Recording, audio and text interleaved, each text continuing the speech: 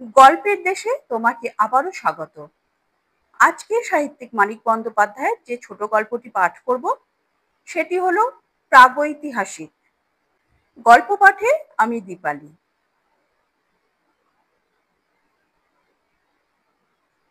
সমস্ত বর্ষাকালটা ভিখু ভয়ানক কষ্ট পাইয়াছে। আষাঢ় মাসের প্রথমে বসন্তপুরের বৈকুণ্ঠ সাহার গদিতে ডাকাতি করিতে গিয়া তাহাদের দলকে দল ধরা পড়িয়া যায়। 11 জনের মধ্যে কেবল ভিখুই কাঁধে একটা বর্ষার খোঁচা খাইয়া পলাইতে পারিয়াছিল। রাতারাতি 10 মাইল দূরের মাথা ভাঙা পুলটার নিচে পৌঁছিয়া অর্ধেকটা শরীর কাদায় ডুবাইয়া সরবনের মধ্যে দিনের বেলাটা লুকাইয়াছিল। রাত্রে আরো 9 ক্রোশ পথ হাঁটিয়া একেবারে পেল্লাদ বাগদির বাড়ি চিতলপুরে। পেল্লাদ তাহাকে আশ্রয় দেয় নাই। কাকটা দেখাইয়া বলিয়াছিল, ঘাও খান সহজ লয় শ্যাঙ্গাত, উটি পাকবো, গা ফুলবো, জানাজানি হইয়া গেলে আমি কনে যামু। খুনটো যদি না করতিস, তরেই খুন করতে মন লইতেছে পেল্লাদ, এই জন্মে না শ্যাঙ্গাত। বন কাছেই ছিল, মাইল 5 উত্তরে। ভিখু অগত্যা বনেই আশ্রয় লইল। পেল্লাদ নিজে বাঁশ কাটিয়া বনের একটা দুর্গম অংশে সিঞ্জুরি গাছের নিবিড় ঝোপের মধ্যে তাহাকে একটা মাচা বাঁধিয়া দিল। তালপাতা দিয়া একটা আচ্ছাদনও করিয়া দিল। বলিল, বাদলায় বাঘটাক সব পাহাড়ের উপরে গেছে গা, সাপে যদি না কাটে তো আরাম কইরাই থাকবি ভিখু। খামু কি? চিরা গুড় দিলাম যে, 2 দিন বাদে ভাত লইয়া আসুন, রোজ আইলে মানুষের সন্দেহ করব। কাঁধের ঘাটা লতা পাতা দিয়া বাঁধিয়া আবার আসিবার আশ্বাস দিয়া পেল্লাদ চলিয়া গেল। রাত্রে ভিখুর জ্বর আসিল। পরদিন টের পাওয়া গেল পেল্লাদের কথাই ঠিক, কাঁধের ঘা ভিখুর দুনাইয়া উঠিয়াছে। ডান হাতটি ফুলিয়া ঢোল হইয়া গিয়াছে এবং হাতটি তাহার নাড়িবার সামর্থ্য নাই। বর্ষাকালে যে বনে বাঘ বাস করিতে চায় না, এই অবস্থায় সেই বনে জলে ভিজিয়া মশা ও পোকার উৎপাত সহিয়া দেহের কোনো না কোনো অংশ হইতে ঘন্টায় একটি করিয়া যোগ টানিয়া ছাড়াইয়া জ্বরে ও ঘায়ের ব্যথায় ধুঁকিতে ধুঁকিতে ভিখু 2 দিন 2 রাত্রি সংকীর্ণ মাচাটুকুর উপর কাটাইয়া দিল। বৃষ্টির সময় ছাট আসিয়া সে ভিজিয়া গেল। রোদের সময় ভাবসা গাঢ় গুমটে সে হাঁপাইয়া হাঁপাইয়া শ্বাস টানিল। পোকার অত্যাচারে দিবারাত্রি তাহার এক মুহূর্তের স্বস্তি রহিল না। পেল্লাদ কয়েকটা বিড়ি দিয়া গিয়াছিল, সেগুলি ফুরাইয়া গিয়াছে। 3-4 দিনের মতো চিরা আছে বটে, কিন্তু গুড় একটুও নাই। গুড় ফুরাইয়াছে, কিন্তু গুড়ের লোভে যে লাল পিঁপড়াগুলি ঝাঁক বাঁধিয়া আসিয়াছিল, তাহারা এখনো মাচার উপরে ভিড় করিয়া আছে। ওদের হতাশার জ্বালা ভিখুই অবিরত ভোগ করিতেছে সর্বাঙ্গে। মনে মনে পেল্লাদের মৃত্যু কামনা করিতে করিতে ভিখু তবু বাঁচিবার জন্য প্রাণপণে জুঝিতে লাগিল। যেদিন পেল্লাদের আসিবার কথা, সেদিন সকালে কলসির জলটাও তাহার ফুরাইয়া গেল। বিকাল পর্যন্ত পেল্লাদের জন্য অপেক্ষা করিয়া তৃষ্ণার পীড়ন আর সহিতে না পারিয়া কলসিটা লইয়া সে যে কত কষ্টে খানিক দূরে নালা হইতে আধ কলসি জল ভরিয়া আনিয়া আবার মাচায় উঠিল, তাহার বর্ণনা হয় না। অসহ্য ক্ষুধা পাইলে চিরা চিবাইয়া সে পেট ভরাইল। এক হাতে ক্রমাগত পোকা ও পিঁপড়াগুলি টিপিয়া মারিল। বিষাক্ত রস শুষিয়া লইবে বলিয়া জোঁক ধরিয়া নিজেই ঘায়ের চারিদিকে লাগাইয়া দিল। সবুজ রঙের একটা সাপকে একবার মাথার কাছে সিঞ্জুরি গাছের পাতার ফাঁকে উকি দিতে দেখিয়া পুরা 2 ঘন্টা লাঠি হাতে সেদিকে চাহিয়া বসিয়া রহিল এবং তাহার পর 2-1 ঘন্টা অন্তরই চারিদিকের ঝোপে ঝপাঝপ লাঠির বাড়ি দিয়া মুখে যথাসাধ্য শব্দ করিয়া সাপ তাড়াইতে লাগিল। মরিবে না, সে কিছুতেই মরিবে না। বনের পশু যে অবস্থায় বাঁচে না, সেই অবস্থায় মানুষ সে বাঁচিবেই। পেল্লাদ গ্রামান্তরে কুটুম বাড়ি গিয়াছিল। পরদিনও সে আসিল না। কুটুমবাড়ির বিবাহোৎসবে তাড়ি টানিয়া বেহুশ হইয়া পড়িয়া রহিল। বনের মধ্যে ভিখু কিভাবে দিনরাত্রি কাটাইতেছে 3 দিনের মধ্যে সে কথা একবার তাহার মনেও পড়িল না। ইতিমধ্যে ভিখুর ঘা পচিয়া উঠিয়া লালচে রস গড়াইতে আরম্ভ করিয়াছে। শরীরও তাহার অল্প অল্প ফুলিয়াছে। জ্বরটা একটু কমিয়াছে বটে, কিন্তু সর্বাঙ্গের অসহ্য বেদনা দম ছুটানো তারির নেশার মতোই ভিখুকে আচ্ছন্ন অভিভূত করিয়া ফেলিয়াছে। সে আর এখন ক্ষুধা তৃষ্ণা অনুভব করিতে পারে না। জোঁকেরা তাহার রক্ত শুষিয়া শুষিয়া কচি পটলের মতো ফুলিয়া উঠিয়া আপনা হইতেই নিচে খসিয়া পড়িয়া যায়। সে টেরও পায় না। পায়ের ধাক্কায় জলের কলসিটা একসময় নিচে পড়িয়া ভাঙিয়া যায়। বৃষ্টির জলে ভিজিয়া পুটুলির মধ্যে চিরাগুড়ি পচিতে আরম্ভ করে। রাত্রে তাহার ঘায়ের গন্ধে আকৃষ্ট হইয়া মাচার আশেপাশে শিয়াল ঘুরিয়া বেড়ায়। কুটুমবাড়ি হইতে ফিরিয়া বিকালের দিকে ভিখুর খবর লইতে গিয়া ব্যাপার দেখিয়া পেল্লাদ গম্ভীর মুখে মাথা নাড়িল। ভিখুর জন্য এক বাটি ভাত ও কয়েকটা পুঁটি মাছ ভাজা আর একটু পুঁই চচ্চড়ি সে সঙ্গে লইয়া গিয়াছিল। সন্ধ্যা পর্যন্ত ভিখুর কাছে বসিয়া থাকিয়া ওগুলি সে নিজেই খাইয়া ফেলিল। তারপর বাড়ি গিয়া বাঁশের একটা ছোট মই এবং তাহার বোনাই ভরতকে সঙ্গে করিয়া ফিরিয়া আসিল। মইয়ে শোয়াইয়া তাহারা দুজনে ভিখুকে বাড়ি লইয়া গেল। ঘরের মাচার উপরে খড় বিছাইয়া শয্যা রচনা করিয়া তাহাকে শোয়াইয়া রাখিল। আর এমনি শক্ত প্রাণ ভিখুর যে শুধু একটু আশ্রয়টুকু পাইয়াই বিনা চিকিৎসায় ও একরকম বিনা যত্নে 1 মাস মুমূর্ষ অবস্থায় কাটাইয়া সে ক্রমে ক্রমে নিশ্চিত মরণকে জয় করিয়া ফেলিল। কিন্তু ডান হাতটি তাহার আর ভালো হইল না। গাছের মরা ডালের মতো শুকাইয়া গিয়া অবশ ও অকর্মণ্য হইয়া পড়িল। প্রথমে অতি কষ্টে হাতটা সে একটু নাড়িতে পারিত, কিন্তু শেষ পর্যন্ত সে ক্ষমতাটুকুও তাহার নষ্ট হইয়া গেল। কাঁধের ঘা শুকাইয়া আসিবার পর বাড়িতে বাহিরের লোক কেহ উপস্থিত না থাকিলে ভিখু তাহার একটি মাত্র হাতের সাহায্যে মধ্যে মধ্যে বাঁশের মই বাহিয়া নিচে নামিতে লাগিল এবং একদিন সন্ধ্যার সময় এক কাণ্ড করিয়া বসিল। পেল্লাদ সে সময় বাড়ি ছিল না, ভরতের সঙ্গে তারি গিলিতে বাহির হইয়া গিয়াছিল। পেল্লাদের বোন গিয়াছিল ঘাটে। পেল্লাদের বউ ছেলেকে ঘরে শোয়াইতে আসিয়া ভিখুর চাহনি দেখিয়া তাড়াতাড়ি পালাইয়া যাইতেছিল। ভিখু তাহার একটা হাত চাপিয়া ধরিল। কিন্তু পেল্লাদের বউ বাগদির মেয়ে, দুর্বল শরীরে বা হাতে তাহাকে আয়ত্ত করা সহজ নয়। এক ঝটকা হাত ছাড়াইয়া সে গাল দিতে দিতে চলিয়া গেল। পেল্লাদ বাড়ি ফিরিলে সব বলিয়া দিল। তারির নেশায় পেল্লাদের মনে হইল এমন নেমখারাম মানুষটাকে একবারে খুন করিয়া ফেলাই কর্তব্য। হাতের মোটা বাঁশের লাঠিটা বউয়ের পিঠে এক ঘা বসাইয়া দিয়া ভিখুর মাথা ফাটাইতে গিয়া নেশার মধ্যেও কিন্তু টের পাইতে বাকি রহিল না যে কাজটি যত বড় কর্তব্যই হোক সম্ভব একেবারেই নয়। ভিখু তাহার ধারালো দাঁটি শক্ত করিয়া বাগাইয়া ধরিয়া আছে।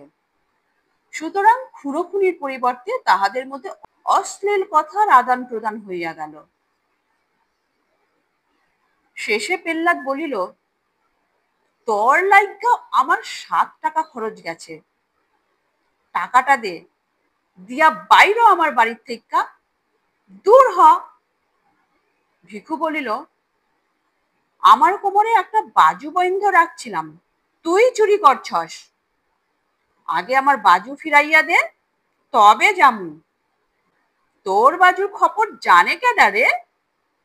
বাজু দে কইলাম পেল্লাদ, ভালো চাস তো। বাজু না দিলে শাহ বাড়ির মেজকর্তার মতো গলাটা তোর একখান কোপেই 2 ফাঁক কইরা ফেলুম।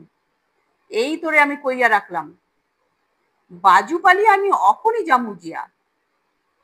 কিন্তু বাজু ভিখু ফেরত পাইল না। তাহাদের বিবাদের মধ্যে ভরত আসিয়া পড়ায় দুজনে মিলিয়া ভিখুকে তাহারা কায়দা করিয়া ফেলিল। পেল্লাদের বাহুমূলে একটা কামড় বসাইয়া দেওয়া ছাড়া দুর্বল ও পঙ্গু ভিখু আর বিশেষ কিছুই করিয়া উঠিতে পারিল না। পেল্লাদ ও তাহার বোনাই তাহাকে মারিতে মারিতে আধমরা করিয়া ফেলিয়া বাড়ির বাহির করিয়া দিল। ভিখুর শুকাইয়া আসা ঘা ফাটিয়া রক্ত পড়িতেছিল। হাত দিয়া রক্ত মুছিতে মুছিতে ঢুকিতে ঢুকিতে সে চলিয়া গেল। রাত্রির অন্ধকারে সে কোথায় গেল কেহই তাহা জানিতে পারিল না বটে, কিন্তু দুপুর রাতে পেল্লাদের ঘর জ্বলিয়া উঠিয়া বাগদিপাড়ায় বিষম হইচই বাঁধাইয়া দিল।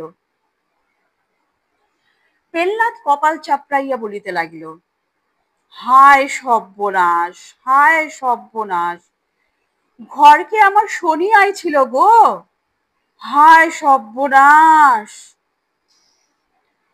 কিন্তু পুলিশের টানাটানির ভয়ে মুখ ফুটিয়া বেচারি ভিখুর নামটা পর্যন্ত করিতে পারিল না। সেই রাত্রি হইতে ভিখুর আদিম অসভ্য জীবনের দ্বিতীয় পর্যায় আরম্ভ হইল। চিতলপুরের পাশে একটা নদী আছে। পেল্লাদের ঘরে আগুন দিয়া আসিয়া একটা জেলের ডিঙি চুরি করিয়া ভিখু নদীর স্রোতে ভাসিয়া গিয়াছিল। লগি ঠেলিবার সামর্থ্য তাহার ছিল না। একটা চ্যাপ্টা বাঁশকে হালের মতো করিয়া ধরিয়া রাখিয়া সে সমস্ত রাত কোন রকমে নৌকার মুখ সিধা রাখিয়াছিল। সকাল হওয়ার আগে শুধু স্রোতের টানে সে বেশি দূর আগাইতে পারে নাই। ভিখুর মনে আশঙ্কা ছিল, ঘরে আগুন দেওয়ার শোধ লইতে পেল্লাদ হয়তো তাহার নামটা প্রকাশ করিয়া দিবে। মনের জ্বালায় নিজের অসুবিধার কথাটা ভাবিবে না। পুলিশ বহুদিন যাবৎ তাহাকে ধরিবার চেষ্টা করিতেছে।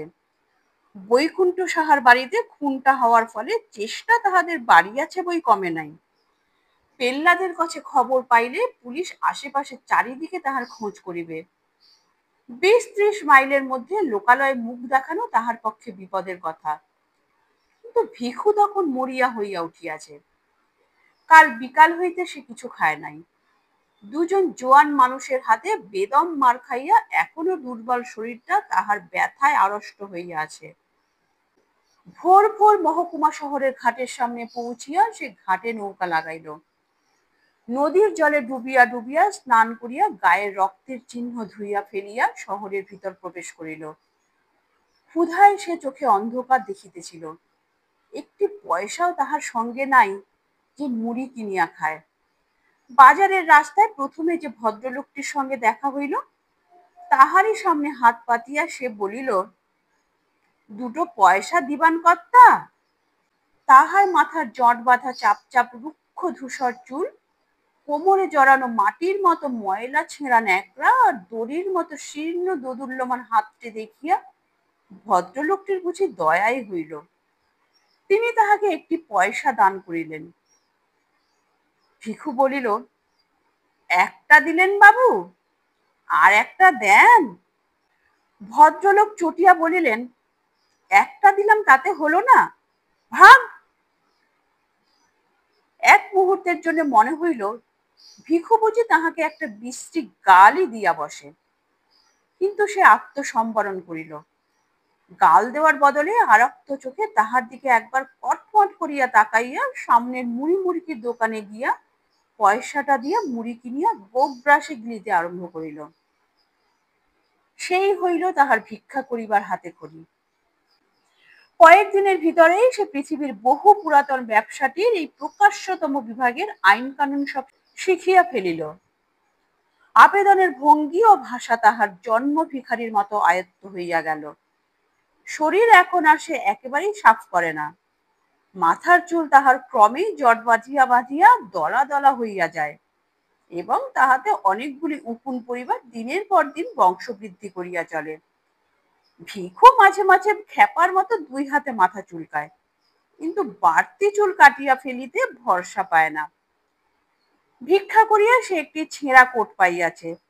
কাঁধের ক্ষত চিহ্নটা ঢাকিয়া রাখিবার জন্য দারুণ গুমটের সময়ও কোটটি সে গায়ে চাপাইয়া রাখে। শুকনো হাতখানা তাহার ব্যবসায় সবচেয়ে জোরালো বিজ্ঞাপন। এই অঙ্গটি ঢাকিয়া রাখিলে তাহার চলে না।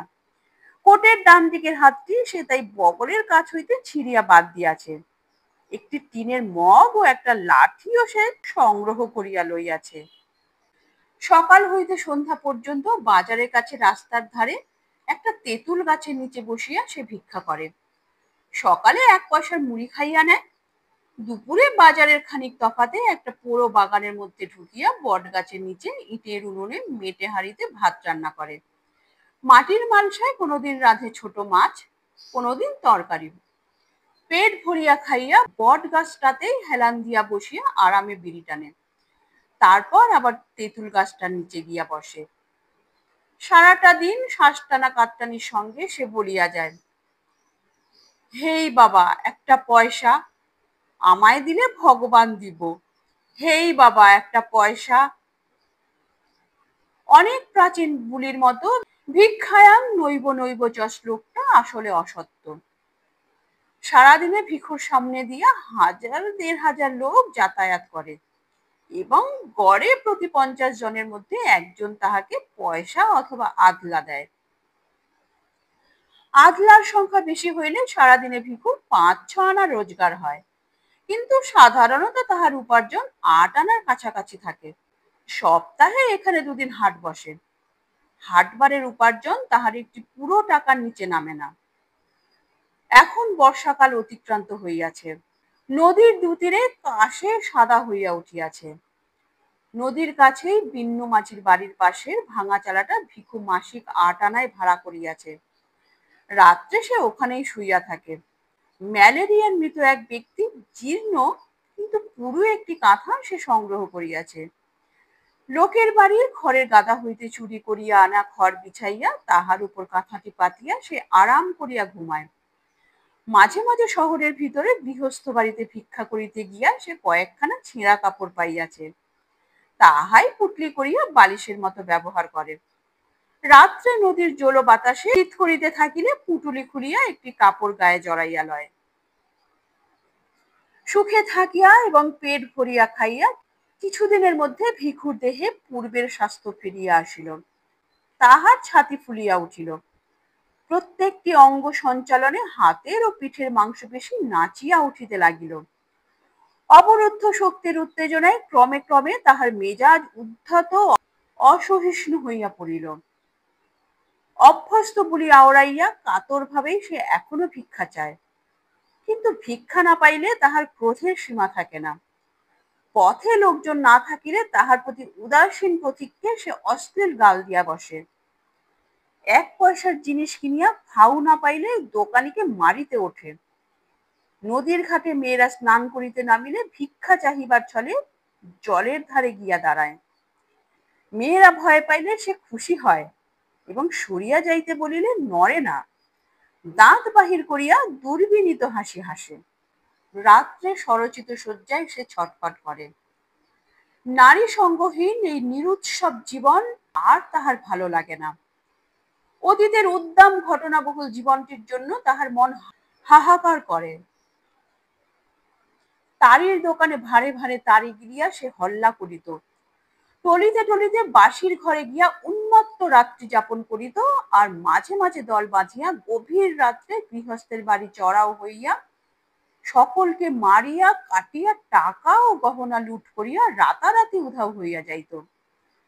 স্ত্রীর চোখের সামনে স্বামীকে বাঁধিয়া মারিলে তাহার মুখে যে অবর্ণনীয় ভাব দেখা দিত।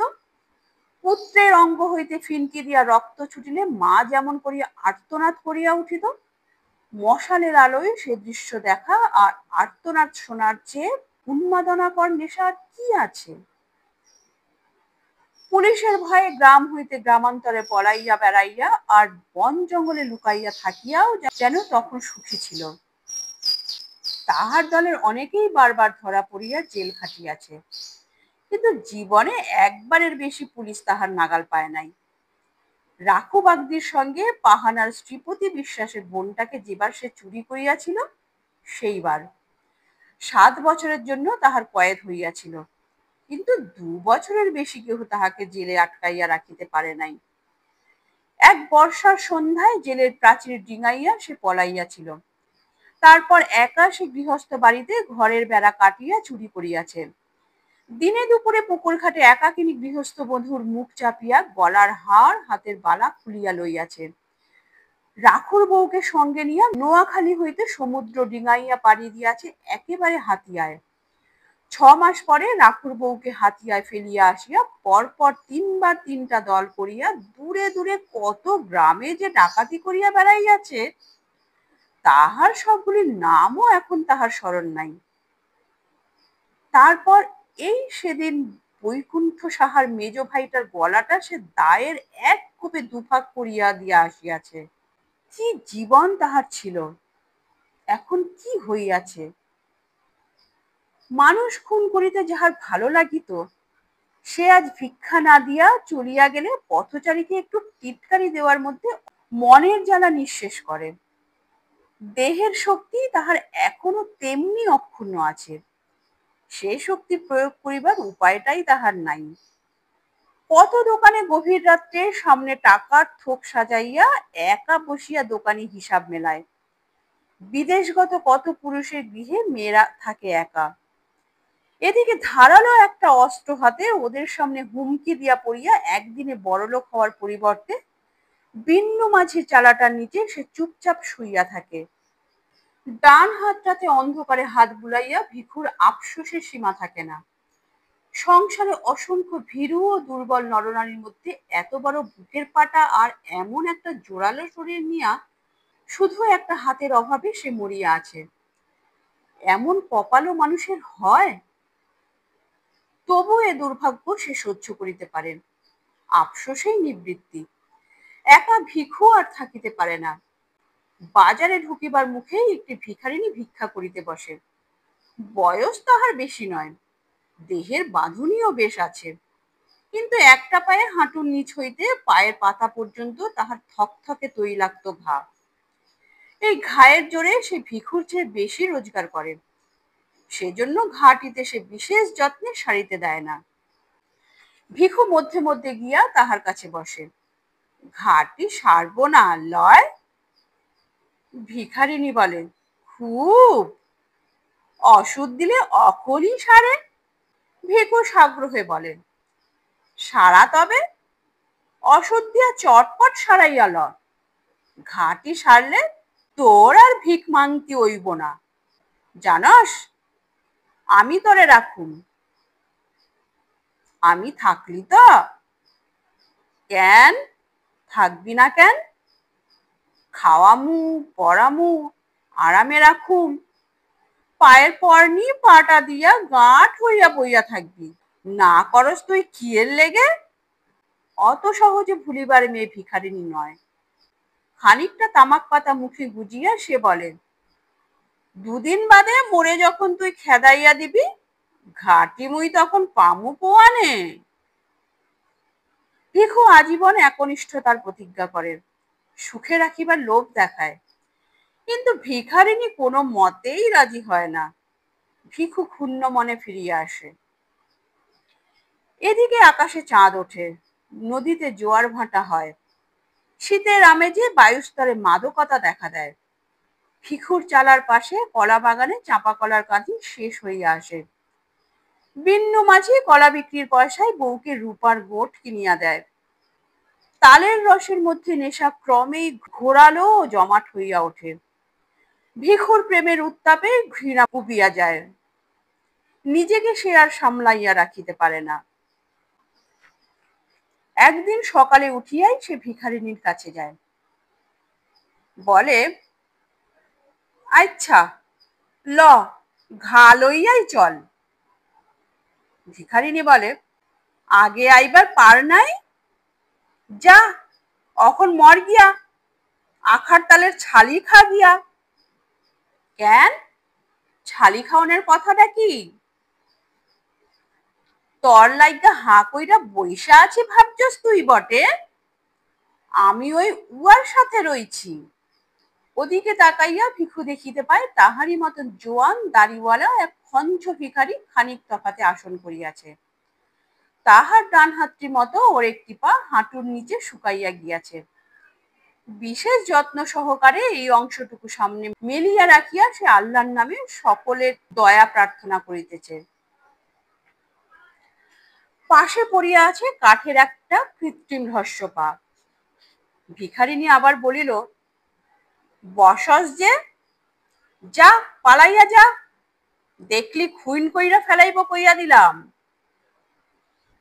ভিখু বলে, আরে থো, খুন অমন সব হালাই করিতেছে, উয়ার মতো 10টা মাইনষেরে আমি একা ঘায়েল কইরা দিবার পারতাম, তা জানস? ভিখারিনী বলে, পারস তো যা না, উয়ার সাথে লাগ না গিয়া, আমার কাছে কি? উয়াকে তুই ছাড়ান দে, আমার কাছে চ। ইরে সোনা, তামুক খাবা? ঘা দেখা পিছাইছিলি, তোর লগে আর খাতির কিসে হালার পুত? উয়ারে ছাড়ুম কেন? উয়ার মতো কামাস তুই? ঘর আছে তোর? ভাগবি তো ভাগ, নইলে গাল দিমু কইলাম। ভিখু তখনকার মতো প্রস্থান করে, কিন্তু হাল ছাড়ে না। ভিখারিণীকে একা দেখিলেই কাছে আসিয়া দাঁড়ায়, ভাব জমাইবার চেষ্টা করিয়া চলে। তোর নামটো কি রে? এমনই তাহারা পরিচয়হীন যে এতকাল পরস্পরের নাম জিজ্ঞাসা করিবার প্রয়োজনও তাহারা বোধ করে নাই। ভিখারিণী কালো দাঁতের ফাঁকে হাসে। ফের লাগতে আইছস? হই, ও বুড়ির কাছে যা। ভিখু তাহার কাছে উপুু হইয়া বসে। পয়সার বদলে অনেকে চাল ভিক্ষা দেয় বলিয়া আজকাল সে কাঁধে একটা ঝুলি ঝুলাইয়া বেড়ায়। ঝুলির ভিতর হইতে একটা প্রকাণ্ড মর্তমান কলা বাহির করিয়া ভিখারিনীর সামনে রাখিয়া বলে, খা, তোর লেগে চুরি কইরা আনছি। ভিখারিনী তৎক্ষণাৎ খোসা ছাড়াইয়া প্রেমিকের দান আত্মসাৎ করে। খুশি হইয়া বলে, নাম শুনবার চাস? পাঁচি কয় মোরে, পাঁচি। তুই কলা দিছস, নাম কইলাম, এবারে ভাগ। ভিখু উঠিবার নাম করে না।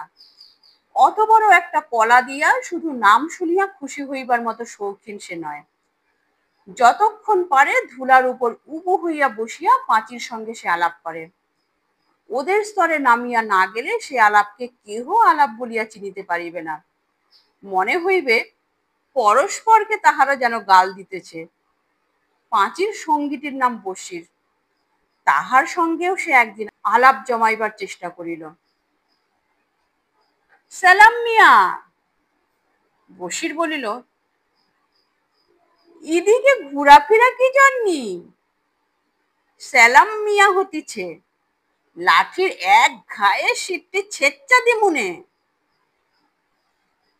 দুজনে খুব খানিকটা গালাগালি হইয়া গেল। ভিখুর হাতে লাঠি ও বসিরের হাতে মস্ত একটা পাথর থাকায় মারামারিটা আর হইল না। নিজের তেঁতুল গাছের তলায় ফিরিয়া যাওয়ার আগে ভিখু বলিল, র, তোরে নিপাত করিতেছি। বসির বলিল, ফের উহার সাথে বাতচিত করলি জানে মাইরা দিমু। আল্লাহর কিরে? এই সময় ভিখুর উপার্জন কমিয়া আসিল। পথ দিয়া প্রত্যহ নূতন নূতন লোক যাতায়াত করে না।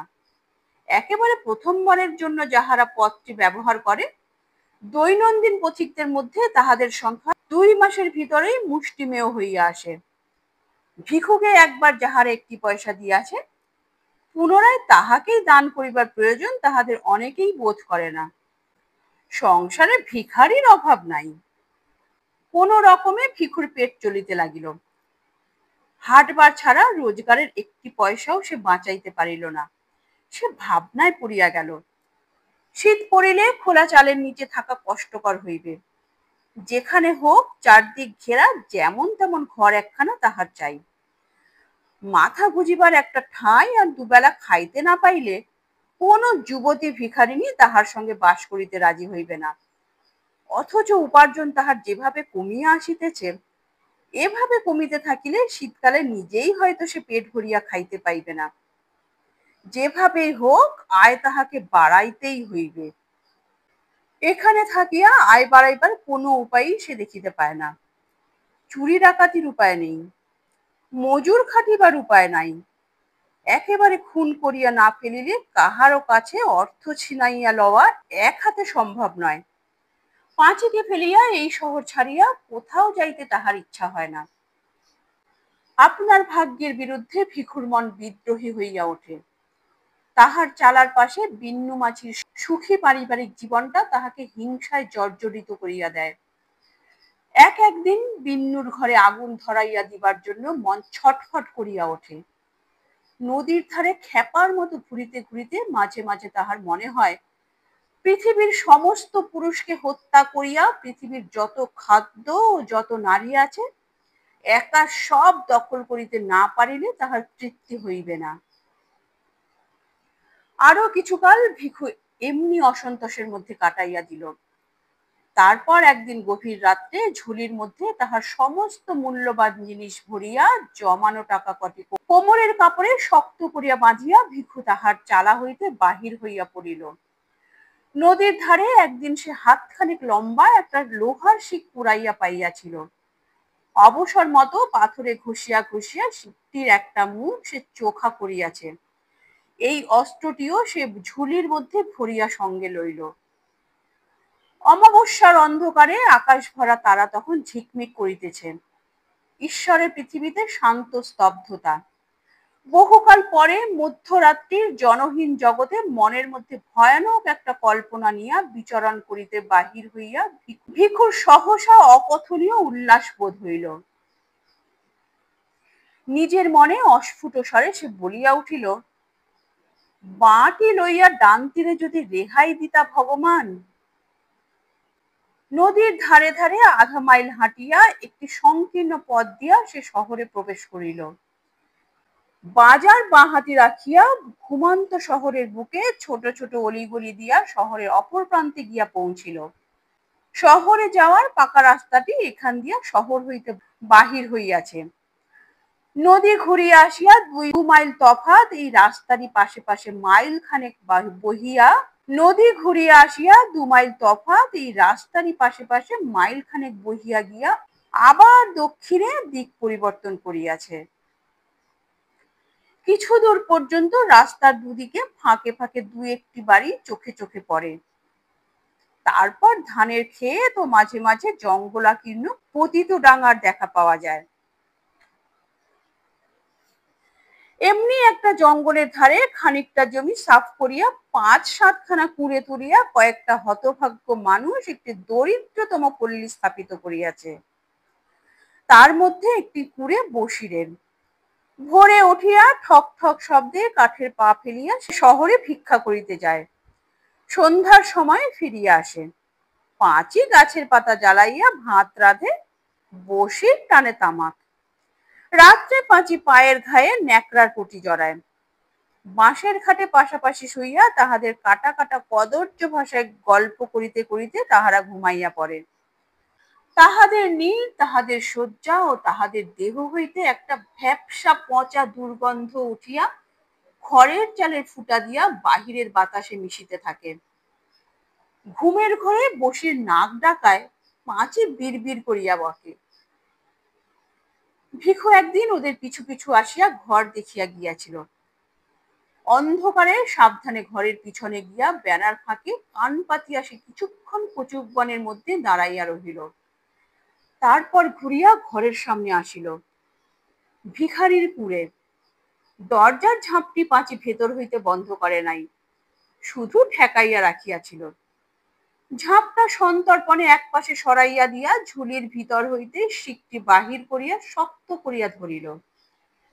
ঘরের মধ্যে প্রবেশ করিল। বাহিরে তারার আলো ছিল, ঘরের মধ্যে সেটুকু আলোরও অভাব। দেশলাই জ্বালিবার অতিরিক্ত হাত নাই।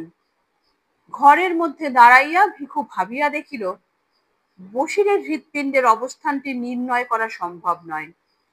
বাঁ হাতের আঘাত মতো জায়গা মতো না পড়িলে বসির গোলমাল করিবার সুযোগ পাইবে, তাহাতে মুশকিল অনেক। কয়েক মুহূর্ত চিন্তা করিয়া বসিরের শিয়রের কাছে সরিয়া গিয়া একটি মাত্র আঘাতে ঘুমন্ত লোকটার তালুর মধ্যে শিকের চোখা দিকটা সে প্রায় 3 আঙুল ভিতরে ঢুকাইয়া দিল। অন্ধকারে আঘাত কতদূর মারাত্মক হইয়াছে বুঝিবার উপায় ছিল না। শিকটা মাথার মধ্যে ঢুকিয়াছে টের পাইয়াও ভিখু তাই নিশ্চিন্ত হইতে পারিল না। এক হাতে সবলে বসিরের গলা চাপিয়া ধরিল। পাঁচিকে বলিল, চুপ থাক, চিল্লাবি তো তোরেও মাইরা ফেলামু। পাঁচি চেঁচাইল না, ভয়ে গোঙাইতে লাগিল। ভিখু তখন আবার বলিল, একটুকু আওয়াজ লয়। ভালো চাস তো একদম চুপ মাইরা থাক।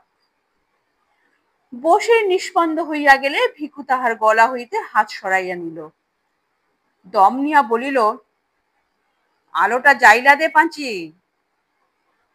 পাঁচি আলো জ্বালিলে ভিখু পরম তৃপ্তির সঙ্গে নিজের কীর্তি চাহিয়া দেখিল। একটি মাত্র হাতের সাহায্যে অমন জোয়ান মানুষটাকে ঘায়েল করিয়া গর্বের তাহার সীমা ছিল না। পাঁচির দিকে তাকাইয়া সে বলিল, দেখছাস কেডা কারে খুন করলো, দেখছাস? তখন পই পই কইরা কইলাম, মিয়াবাই, ঘোড়া ডিঙাইয়া ঘাস খাইবার লারবা গো, ছাড়ান দাও। শুই না মিয়াবাইয়ের আইলত গোসা, কয় কি না শির ছেচ্চা দিমু। দেন গো দেন, শিরাটা আমার ছেঁচাই দেন মিয়াবাই। বসিরের মৃতদেহের সামনে ব্যঙ্গভাবে মাথাটা একবার নত করিয়া ভিখু মাথা দুলাইয়া দুলাইয়া হা হা করিয়া হাসিতে লাগিল। সহসা ক্রুদ্ধ হইয়া বলিল, ফেরাইন বোবা কেন গো? আরে কথা ক হারহাবাইত্যা মাইয়া, তরেও দিমু নাকি সাবার কইরা? পাঁচি কাঁপিতে কাঁপিতে বলিল, এবারে কি করবি? দেখ কি করি। পয়সা করি কনে গুইনা রাখছে, আগে তাই ক। বসিরের গোপন সঞ্চয়ের স্থানটি পাঁচি অনেক কষ্টে আবিষ্কার করিয়াছিল। ভিখুর কাছে প্রথমে সে অজ্ঞতার ভান করিল, কিন্তু ভিখু আসিয়া চুলের মুঠি চাপিয়া ধরিলে প্রকাশ করিতে পথ পাইল না। বসিরের সমস্ত জীবনের সঞ্চয় কম নয়, টাকায় আধুরিতে 100 টাকার উপর। একটা মানুষকে হত্যা করিয়া ভিখু পূর্বে ইহার চেয়েও বেশি উপার্জন করিয়াছে। তবু সে খুশি হইল, বলিল, কি কি নিবি পুটলি বাইতে ফেল পাচ্ছি, তারপর ল রাইত থাকতে মেলা করি। খানিক বাদে নাওমির চাঁদ উঠবো, আলোয় আলোয় পথটুকু পার হমু। পাঁচে পুটলি বাঁধিয়া লইল, তারপর ভিখুর হাত ধরিয়া খোঁড়াইতে খোঁড়াইতে ঘরের বাহির হইয়া রাস্তায় গিয়া উঠিল। পূর্বাকাশের দিকে চাহিয়া ভিখু বলিল, অখনই চাঁদ উঠবো পাচ্ছি। পাঁচি বলিল, আমরা জামু কনে? সদর। ঘাটে নাও চুরি করুম, বিয়ানে ছিপ্তিপুরের সামনে জংলার মধ্যে ঢুইকা থাকুম, রাইতে একদম সদর। পা চালাইয়া চ পাঁচি, 1 কোষ পথ হাঁটন লাগবো। পায়ের ঘা নিয়া তাড়াতাড়ি চলিতে পাঁচির কষ্ট হইতেছিল। ভিখু সহসা একসময় দাঁড়াইয়া পড়িল, বলিল, পায়ে নি তুই ব্যথা পাস পাঁচি? হ, ব্যথা জানায়। পিঠে চাপামু? পারবি কেন? পারুম, আয়। ভিখুর গলা জড়াইয়া ধরিয়া পাঁচি তাহার পিঠের উপর ঝুলিয়া রহিল। তাহার দেহের ভারে সামনে ঝুঁকিয়া ভিখু জোরে জোরে পথ চলিতে লাগিল। পথের দুদিকে ধানের ক্ষেত আবছা আলোয় নিঃসারে পড়িয়া আছে।